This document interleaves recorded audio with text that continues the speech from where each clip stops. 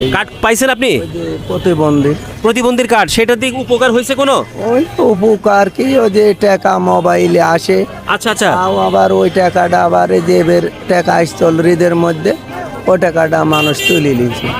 আপনার টাকা কিভাবে তুলে নেয়? ওই যে বলিছে যে আপনার টাকা 2 দিনের মধ্যে ঢুকবে, তে পিন নম্বরটা এই দিতে তো। হবে।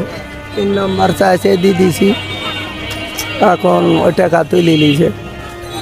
ভিউয়ার্স, আমি একটা ইনফরমেশন দিয়ে রাখি, উনি অসহায় মানুষ, কোনো রকমভাবে চলেন, প্রতিবন্ধীর কিছু সাহায্য ওনার নাম্বারে, মোবাইল নাম্বারে সরকারের তরফ থেকে আসে, সেখান থেকেও জালিয়াত চক্র জালিয়াতি করে পিন নম্বর চেয়ে নিয়ে তার কাছ থেকে টাকা তুলে নিয়েছে। তো আমি একটা ইনফরমেশন দিয়ে রাখি বন্ধুরা, কখনোই এইভাবে বিকাশ বা নগদ বা এই ধরনের যারা অ্যাপস আছে যেগুলো, এরা কখনোই আপনার থেকে পিন নাম্বার চাবে না, এটা মনে রাখবেন। যদি কখনো এরকম ওটিপি চায় যে আপনার কাছে ওটিপি গেছে, আপনার অ্যাকাউন্টটি ব্লক হয়ে গেছে, কখনোই কোনো ওটিপি কাউকে দিবেন না, কারণ এই সব